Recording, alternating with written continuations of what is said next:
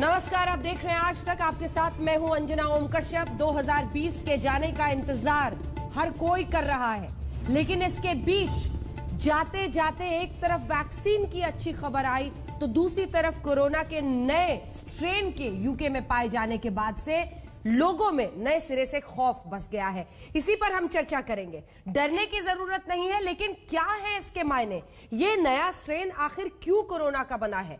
कैसा म्यूटेशन हुआ है? क्या खतरा ज्यादा है? हाँ, 70% ज्यादा ये फैलता जरूर है। इसी पर बातचीत हम करेंगे। हमारे साथ 4 देशों के डॉक्टर इस वक्त आज तक पर लाइव जुड़ रहे हैं, जिनसे हम सवाल जवाब करेंगे, क्योंकि अपने अपने देश में क्या हो रहा है ये बताकर वो हमें आपको आगाह करेंगे, ताकि हम सावधानी के साथ आगे बढ़े। तो चलिए आपका परिचय उन डॉक्टर से कराते हैं जो हमारे साथ चर्चा में शामिल हो रहे हैं। सबसे पहले डॉक्टर नरेश त्रिहान, जो कि चेयरमैन और मैनेजिंग डायरेक्टर है मेदांता द मेडिसिटी के, वो हमारे साथ जुड़ गए हैं।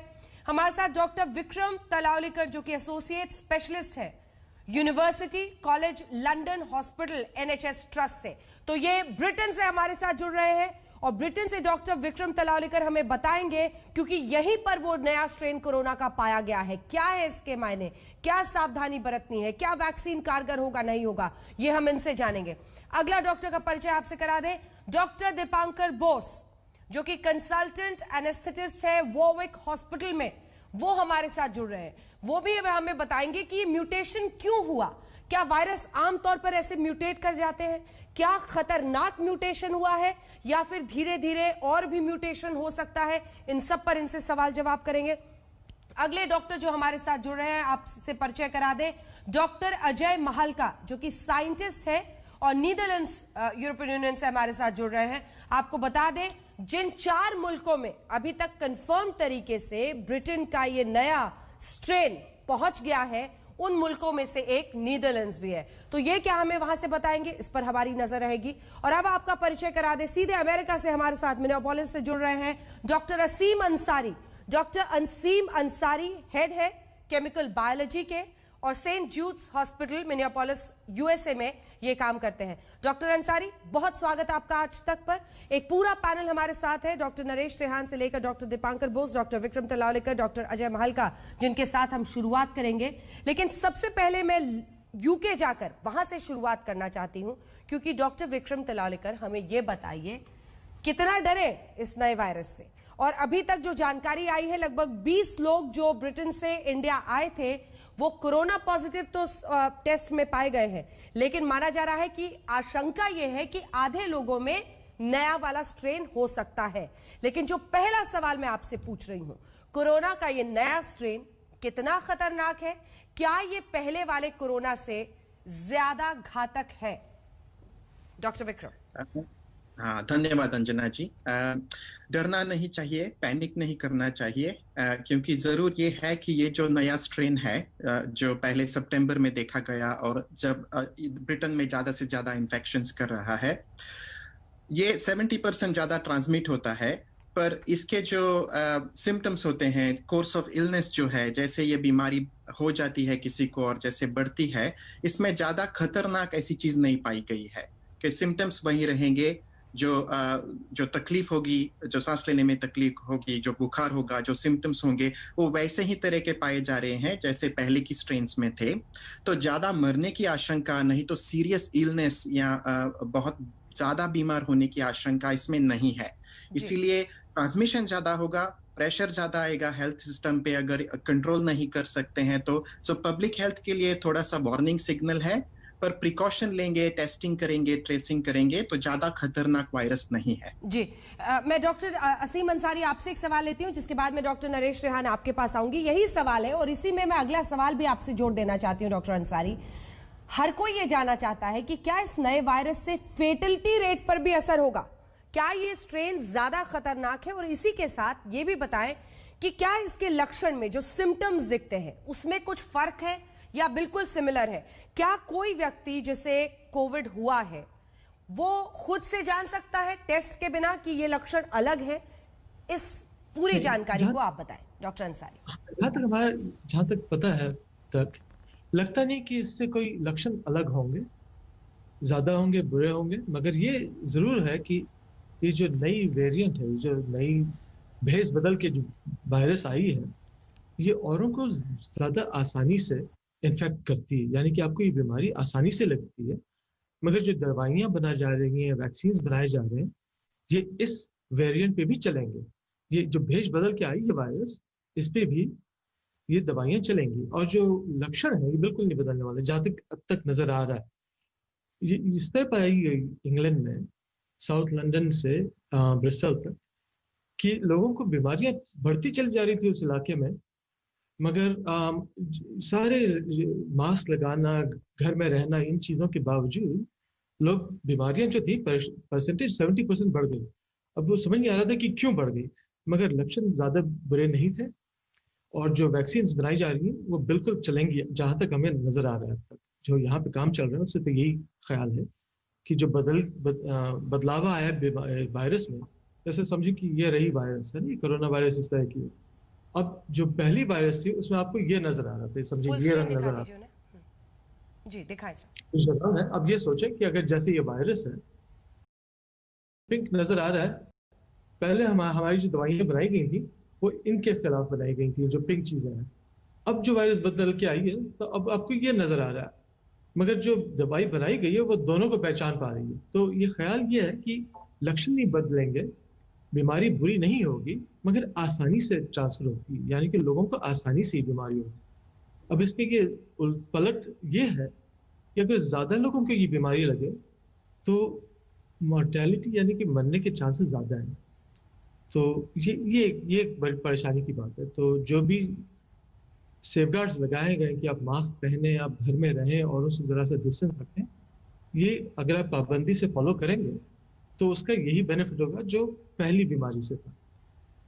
जी ठीक है डॉक्टर अंसारी, मैं लौटूंगी आपके पास। अब डॉक्टर नरेश रेहान, आपके पास आते हुए, जो पहले जो कोरोना आया तो ये बताया गया था कि बुजुर्गों को, जो कोमॉर्बिडिटी जिन्हें है, उन्हें खतरा ज्यादा है। अब जो नया सवाल इसमें मैं जोड़ रही हूं, उसकी घातक क्षमता पर भी आप अपनी बात कहिएगा। क्या बच्चों के लिए बेहद खतरनाक है? क्या बच्चों के लिए भी प्रोन हो सकते हैं इस बीमारी को, ये जो दूसरा स्ट्रेन है, सर नया स्ट्रेन है? तो इसका एक अंदाजा ये है कि ये बच्चों के लिए खतरनाक हो सकता है, पर अभी तक जो डेटा आया है उसके अंदर ये डेफिनेटली नहीं बताया गया कि बहुत सारे बच्चे हॉस्पिटल में एडमिट हो रहे हैं और या कितना फैल गया है, इसके ऊपर अभी डेटा नहीं है।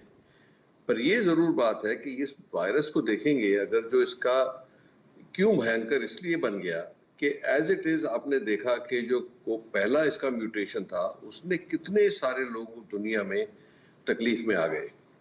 अगर जो इसका मल्टीप्लायर इफेक्ट 1.7 है, इसका मतलब कि एक कमरे में अगर जो लोग थे कुछ अपना बर्ताव कर रहे थे प्रिवेंशन, पर उनको भी अब खतरा बढ़ जाएगा। तो इसका मतलब ये है कि हमें जो सावधानी हम यूज कर रहे थे, पहले मास्क पहन रहे थे, हाथ धोना और डिस्टेंसिंग कर रहे थे, उसमें भी लोगों में खामियां थी जिसकी वजह से ये डिजीज इतनी फैली है।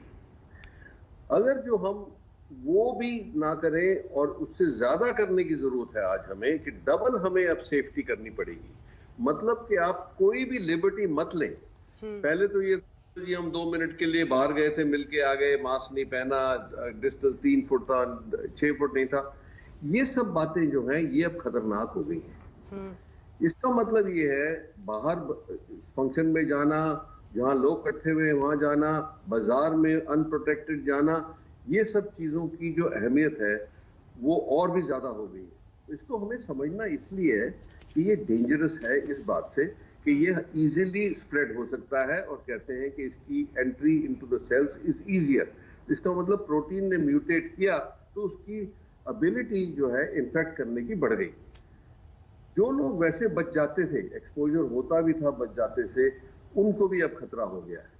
तो as a country, as a Hindustan में अगर जो सेकेंड वेव आई और इस वायरस से आई, तो आप समझ सकते हैं कि तादाद कितने लोगों को इसकी ये बीमारी लग सकती है। इसीलिए आज के दिन हम जब कहते हैं बार बार कि पैनिक मत करो, ये बात सही है, बट सीरियसली लो, फिक्र करो फिक्र इस बात का करना है कि मुझे अनप्रोटेक्टेड नहीं जाना है। क्यों? मेरी भी लाइफ, क्योंकि ये चाहे आपकी लाइफ को खतरा है कि नहीं, आप कहेंगे जी यंग लोगों को, बच्चों को लाइफ को खतरा नहीं है, बुजुर्गों को है, पर सोसाइटी ऐसी डिवाइडेड नहीं है। आप घर पे रहते हैं, बुजुर्गों के साथ रहते हैं, आपको लग गया, और जिसको लगता है, चाहे युवा हो चाहे कोई हो, तकलीफ जरूर होती है, बिल्कुल, और वो काफी दिनों तक चलती है तकलीफ। तो एक तो आपको तकलीफ होगी, और दूसरा आप अपने बुजुर्गों को दोगे, उनको कुछ हो गया तो आप अपनी सारी जिंदगी ये पछताओगे कि मैंने लापरवाही की, मुझे वायरस लगा, मैंने अपनी फैमिली को दे दिया, उनमें से जो बुजुर्ग थे या जिनको कोमॉर्बिडिटी थी वो चले गए, अब उसका तो रिवर्सल है ही नहीं ना।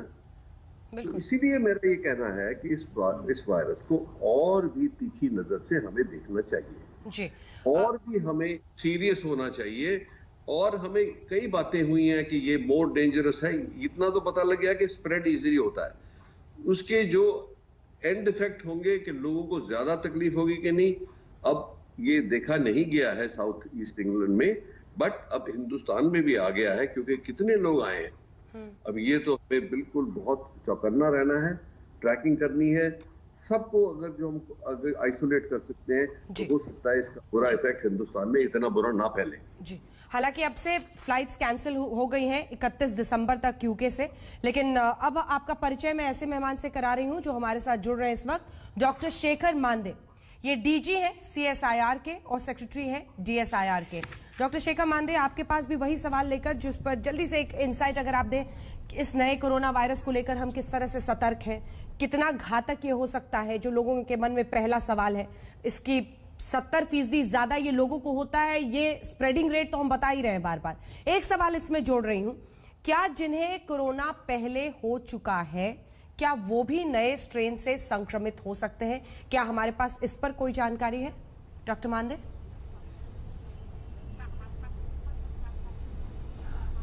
इसमें से आपने काफ़ी सारे सवाल पूछे, ये काफ़ी सारे खुले सवाल है। घातक के दो डेफिनेशन हो सकते हैं। एक तो ट्रांसमिसिबिलिटी वायरस की कैसी है, एक व्यक्ति से दूसरे व्यक्ति को जाने की प्रोबेबिलिटी क्या है, और दूसरा लिथैलिटी कैसी है कि अगर कोई भी व्यक्ति में ये वायरस अगर घुस जाए तो ये क्या लिथल हो सकता है या नहीं हो सकता है। अभी तक ये जो पाया गया है, इंग्लैंड में जो वैज्ञानिक कह रहे हैं कि इसकी ट्रांसमिसिबिलिटी ज़्यादा है, इसका R नंबर बढ़ गया है, कि जो कि एक व्यक्ति दूसरे व्यक्ति को जाने में इसकी प्रोबेबिलिटी बढ़ गई है। लेकिन आज तक किसी ने ये नहीं कहा है कि ज़्यादा लीथल है, कि अगर मुझे इस वायरस के म्यूटेशंस की अगर होती है तो क्या मेरी मरने की प्रोबेबिलिटी बढ़ती है क्या नहीं, ये अभी तक पता नहीं चला है। तो इसके लिए हम लोगों को राह देखनी पड़ेगी। लेकिन आपने दूसरा सवाल पूछा आखिरी में कि अगर मुझे पहले कोरोना हो चुका है तो दोबारा हो सकता है कि नहीं म्यूटेशन से, तो ये तो सवाल ऐसा है कि शायद नहीं होगा, क्योंकि आज तक जो सेकंड री इन्फेक्शन के और जो केसेस हमारे सामने में आए हैं, कई लाखों में करोड़ों में जिन लोगों को कोरोना हो चुका है एक बार ऑलरेडी, उसमें से सिर्फ कई ऐसे 10, 20, 100 लोग हैं जिनको दोबारा कोरोना हुआ है। तो इसलिए ये नहीं कह सकते कि ये म्यूटेशन की वजह से दोबारा हो सकता है। तो आज के दिन हमें यही मानना पड़ेगा कि म्यूटेशन हो भी, लेकिन दूसरी बार नहीं होगा, ये मान के चलना पड़ेगा हमें।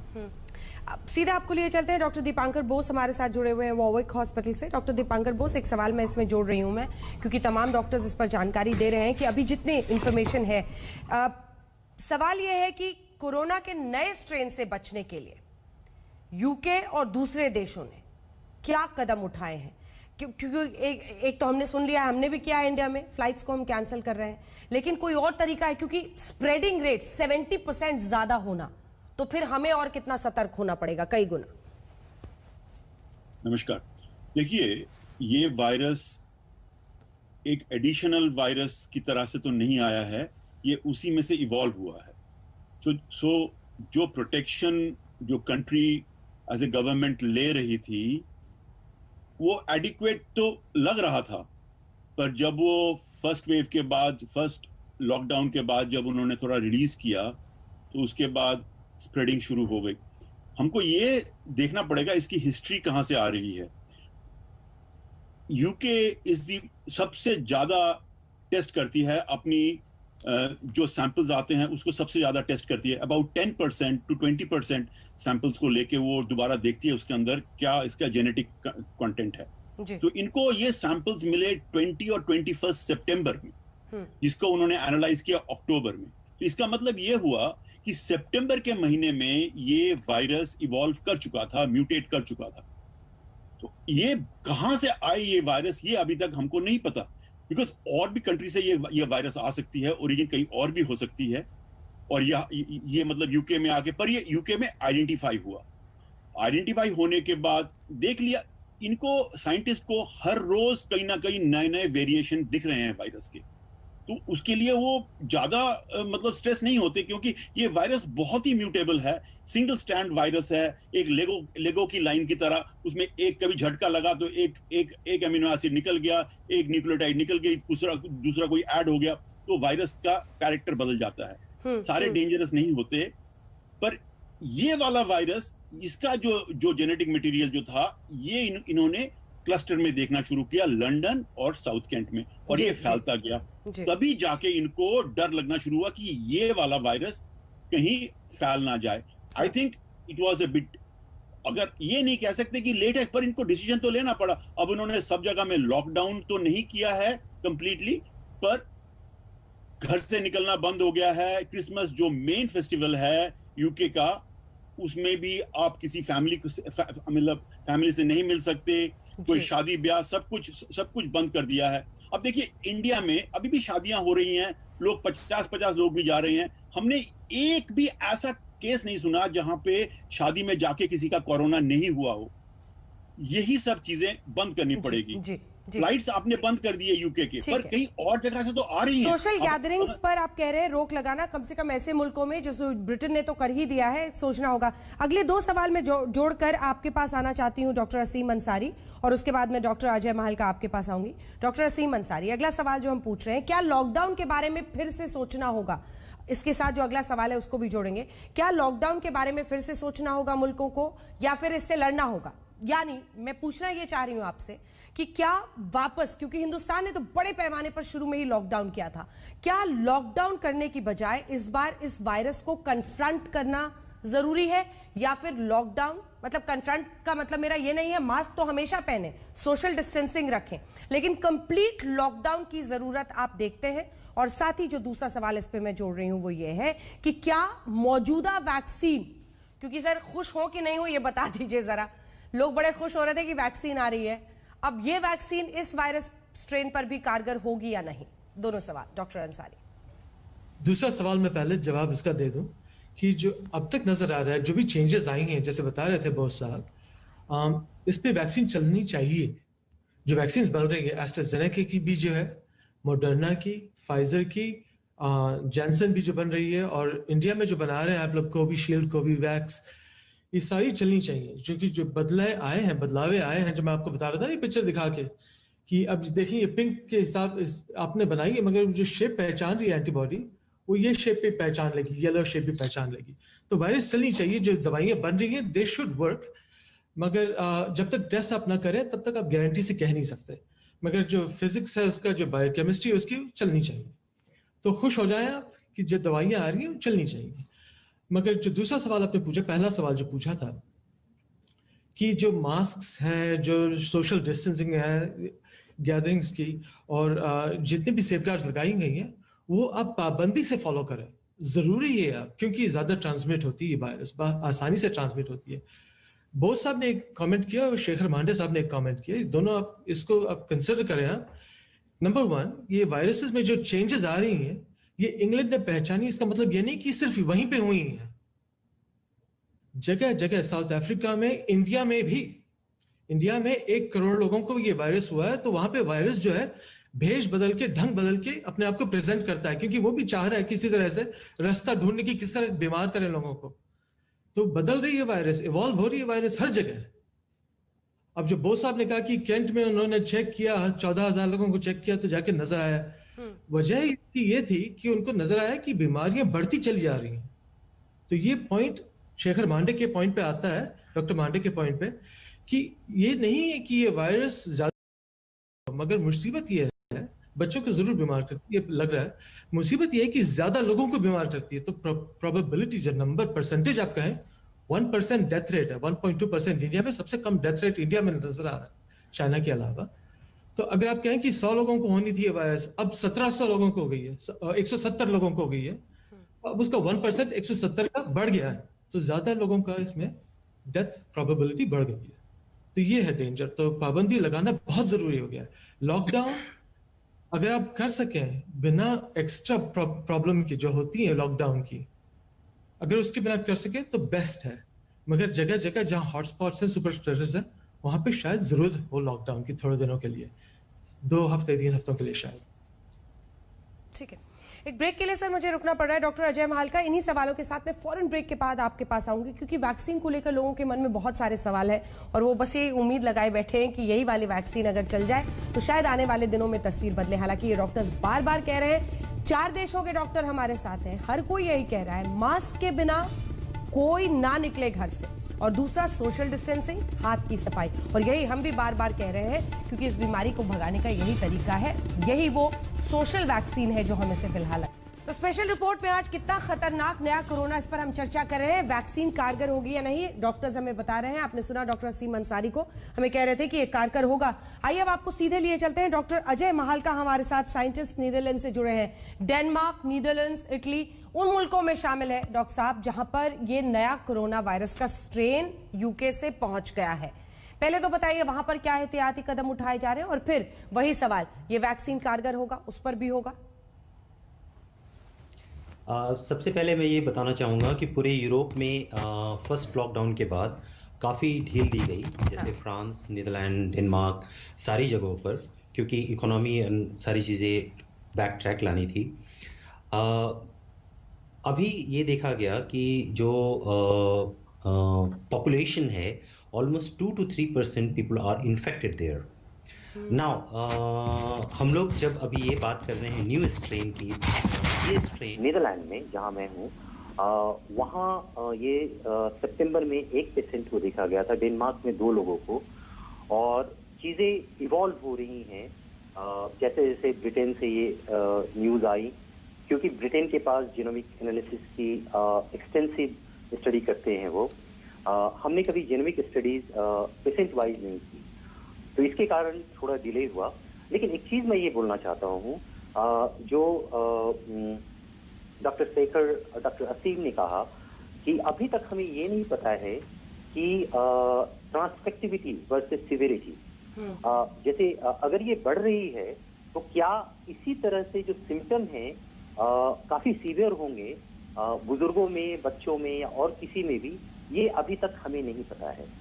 अकॉर्डिंग टू द हिस्ट्री, जो भी हमने हिस्ट्री में जो भी वायरसेस देखे हैं, यूजुअली जो म्यूटेशंस होते हैं इस तरह के, तो वायरसेस वीक होते हैं। लेकिन हाँ, इसमें एक यूनिक फीचर जो म्यूटेशन का पाया गया है, 501 एस्पारिजिन टू टायरोसिन चार्ज है। इसके कारण जो बाइंडिंग है आपकी स्पाइक प्रोटीन वर्सेस रिसेप्टर की, वो स्ट्रॉन्ग मानी जा रही है।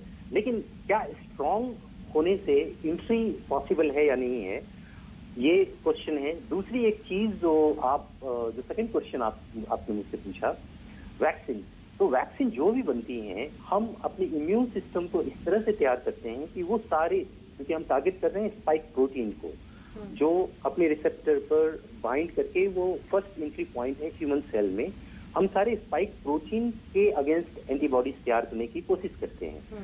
इस म्यूटेशन से और वो जो एंटीबॉडीज जो बनेगी सिस्टम से, वो आपके टिप ऑफ पर बाइंड करेंगी।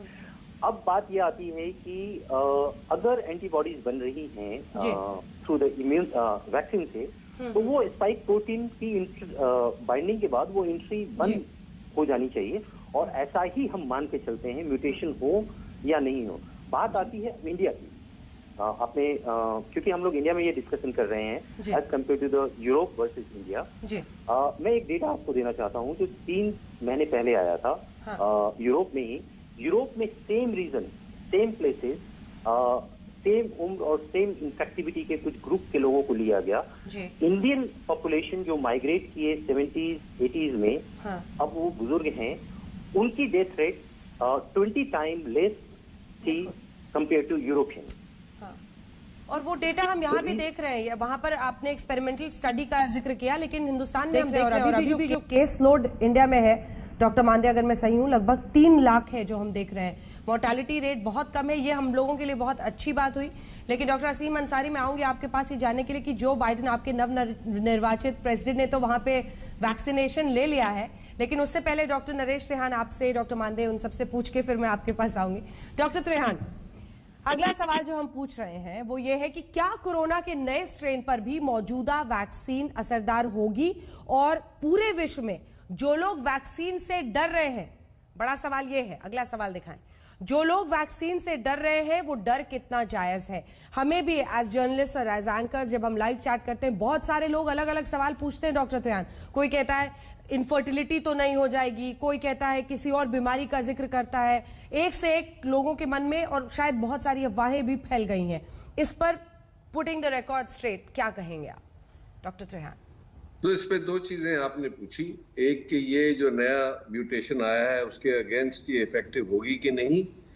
अंदाजा तो अभी साइंटिस्ट का यही है कि शायद, क्योंकि ये म्यूटेशन होते रहे हैं, और जैसे जिक्र हुआ कि साउथ अफ्रीका में भी हुआ था, 501, ये स्पेन में भी हुआ था, सो उनके बावजूद जो टेस्ट हुए हैं वो लगता है कि ये इफेक्टिव होगी, पर इसका पक्का पता नहीं है। तो जब तक ये क्वेश्चन आंसर नहीं हो 100%, हमें ध्यान रखना है, और मैं उस पर आ रहा हूँ आपके पास।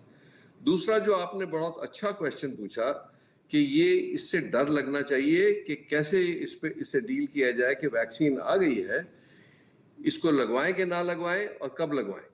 तो इसका सबसे बड़ा क्वेश्चन मार्क जो लोगों के दिमाग में है, और होना भी चाहिए, कि इसको इमरजेंसी परमिशन मिली है फॉर क्लिनिकल यूज। अब जब तक काफी लोगों को नहीं लग जाती, जो नॉर्मली किया जाता है रिलीज से पहले, पर अब बिकॉज इमरजेंसी आई हुई है और काफी बुजुर्ग लोगों को और फ्रंटलाइन वर्कर्स को इफेक्ट हुआ है और उनकी डेथ भी हुई है, उनको बचाने के लिए ये वैक्सीन को इमरजेंसी स्टेटस दिया गया। अब जब 1 या 2 मिलियन लोगों को लग जाएगी और हमें ये जाहिर हो जाएगा कि क्या साइड इफेक्ट्स हैं और क्या इफेक्टिवनेस है, और इससे सबसे बड़ी बात जो हम एफिकेसी की तो पता लग गया, पर इसकी इफेक्टिवनेस मतलब लॉन्जेविटी कितनी होगी इसकी इम्यूनिटी की, जब तक ये सब जाहिर होने में टाइम लगेगा। इसीलिए जो फ्रंटलाइन वर्कर्स हैं जिनको रोज एक्सपोजर है, और जो बुजुर्ग हैं जिनको कोमॉर्बिडिटीज हैं, उनके लिए तो ये जरूरी लगना चाहिए। युवा के लिए अभी कुछ देर रुकने के लिए आई थिंक ये जायज है कि कुछ रिजल्ट्स आ जाए, कुछ लोगों को लग जाए, ये भी पता लग जाएगा कि कोई एक वैक्सीन दूसरे से ज्यादा इफेक्टिव है कि नहीं। तो ये जैसे हम जो नॉर्मल फेज 3 ट्रायल में होता है वो होगा, अब आने वाले इसको फेज 4 में बोलेंगे हम। तो इसीलिए उन लोगों को ये थोड़ा सा सब्र करें, ये आने वाले जब वैक्सीन रिलीज होगी उसके 4 से 6 हफ्ते में काफी लोगों को लग जाएगी, और हमको पता लग जाएगा कि क्या सेफ्टी में कोई कमी तो नहीं रही है। आई थिंक ये बहुत इंपॉर्टेंट क्वेश्चन है। पर मैं फिर वापस आऊंगा, जो आपने क्वेश्चंस पूछे, जो हमारे पैनलिस्ट ने सारे जवाब दिए हैं, उसमें एक बहुत इंपॉर्टेंट पार्ट आई है कि कुछ हमारे दिमाग के पीछे शक है कि ये क्या इसकी सिवियरिटी ज्यादा होगी कि नहीं, इस जो वैक्सीन आ रही है उसको कवर करेगी कि नहीं, और तीसरा एक बात जाहिर है कि इसका स्प्रेडिंग पावर, जो सिंपल लैंग्वेज में बोले, स्प्रेडिंग पावर बढ़ा हुआ है। तो इसीलिए एक चीज गवर्नमेंट कर सकती है, मैं लॉकडाउन के फेवर में नहीं हूं अभी, अनलेस कोई इमरजेंसी होगी, पर द गवर्नमेंट को ये जो रूल्स हैं ऑफ मास्किंग, सोशल डिस्टेंसिंग और हैंड हाइजीन तो हमें खुद करनी पड़ेगी, पर ये 2 चीजों के ऊपर बहुत कड़ी एनफोर्समेंट की जरूरत है, बहुत सीरियसनेस के साथ। बिल्कुल सही कहा आपने जी डॉक्टर मान जी। अभी और ट्रेसिंग और कॉन्टैक्ट ट्रेसिंग को करना बहुत जरूरी है। अगर जो हम नहीं करेंगे तो ये पॉसिबल है कि हमें बहुत बड़ा पछताना पड़े, क्योंकि हिंदुस्तान के ऊपर एक सेकंड असॉल्ट जो है बर्दाश्त करना बहुत मुश्किल होगा। हमारी finance economic condition already under strain है। बिल्कुल। तो इसीलिए मैं सबसे इंपॉर्टेंट एस्पेक्ट ये है कि अब बहुत सीरियसली और स्ट्रिंजेंटली हमें सब फॉलो करने पड़ेंगे रूल्स। एक बार सीधे डॉक्टर शेखर मांदे आपके पास ये सवाल लेकर छोटा सा जवाब उसका मैं चाहूंगी, क्योंकि वैक्सीन से कई लोग डर रहे हैं, इस नजरिए से भी हम ये सवाल पूछ रहे हैं। जितने सर्वेज भी कई लोगों ने किए हैं, कई एजेंसीज ने किए हैं, कई लोग वैक्सीन लेने में ही डर रहे हैं, उस पर आप क्या कहेंगे?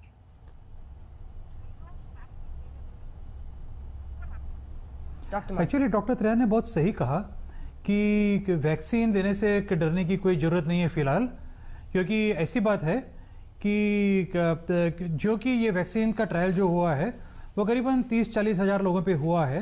जब तक 1 मिलियन लोगों पे नहीं होता है तब तक पता नहीं चलेगा कि क्या अलग गलत असर हो सकता है इसका। लेकिन अभी तक तो कोई गलत असर किसी के सामने में नहीं आया है। अभी तक जो ट्रायल्स हुए हैं उसमें ये पता चल रहा है कि ये काफ़ी सेफ है वैक्सीन, इसलिए लोग डरे ना वैक्सीन देने से। जैसा हो वैक्सीन ले, वैक्सीन न लेने के जो तरीके हैं उसे तो और ज़्यादा डरना चाहिए, क्योंकि वैक्सीन ना लो तो आप अपने आप को और भी एक्सपोज कर रहे हो वायरस को, और वायरस से कई गुना ज़्यादा आपको बैड इफेक्ट्स हो सकते हैं।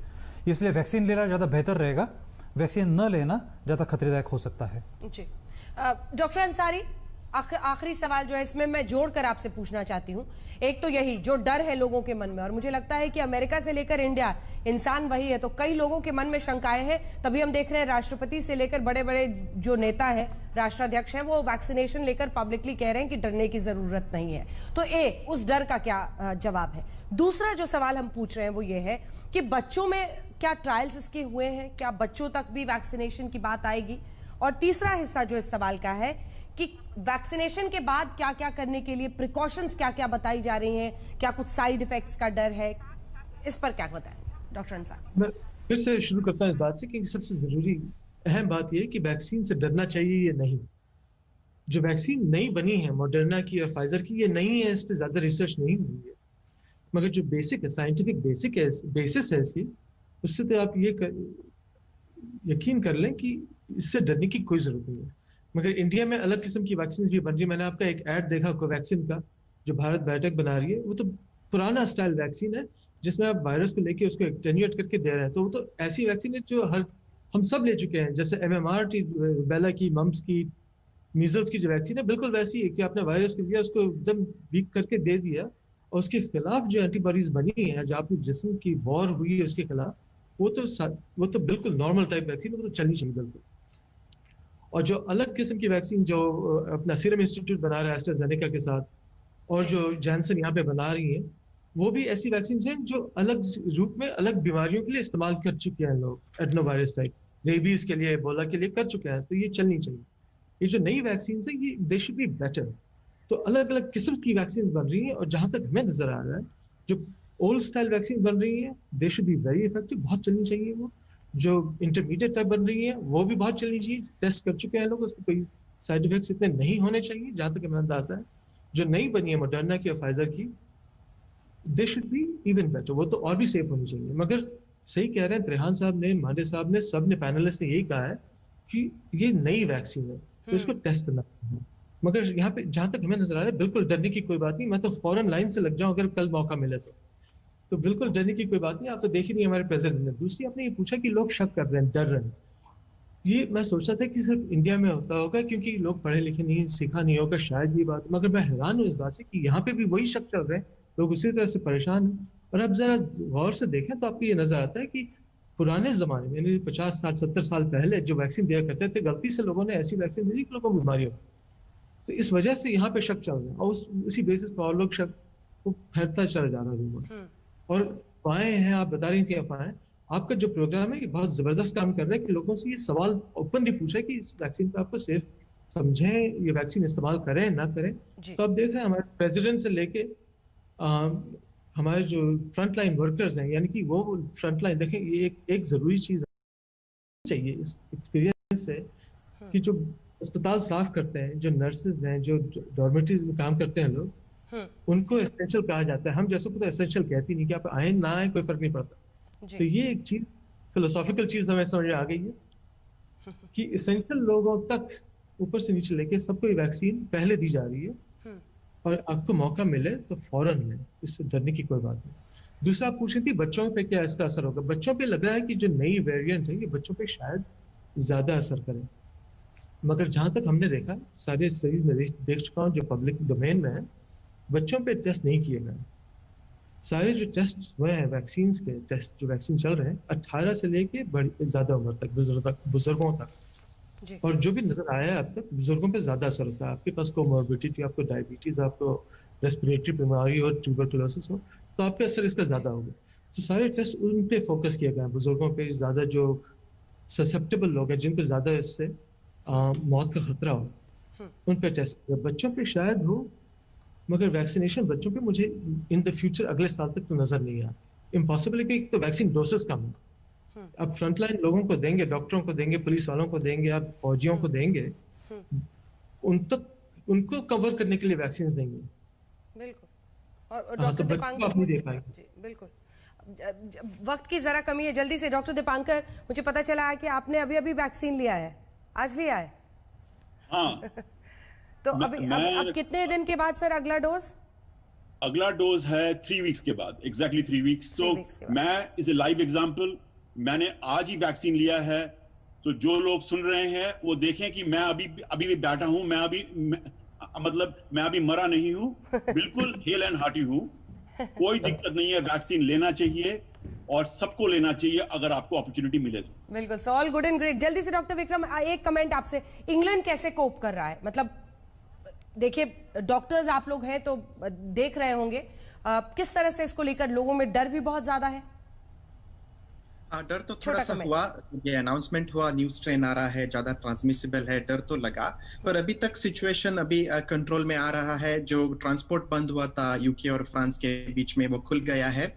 यहाँ पे 5 लाख से ज्यादा लोगों को वैक्सीनेशन हो चुका है। हमारे हॉस्पिटल्स में भी अभी वैक्सीनेशन हो रहा है। शायद मुझे भी 1-2 वीक के अंदर वैक्सीनेशन ऑफर हो जाएगा।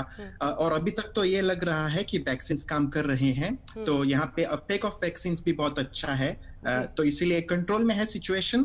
गवर्नमेंट ने प्रिकॉशन के तरीके के लिए एक टायर 4 लॉकडाउन किया है ताकि ज्यादा से ज्यादा हॉस्पिटल में लोग न पहुंचे और ओवरवेल्म न हो सिस्टम। पर सिचुएशन कंट्रोल में दिख रहा है। बिल्कुल डॉक्टर मानदे, चलते चलते आपसे सबकी नजर आप लोगों की तरफ से है, क्या हम माने कि वैक्सीन जल्दी से आने वाला है, दिसंबर के अंत में या जनवरी की शुरुआत में इंडिया में?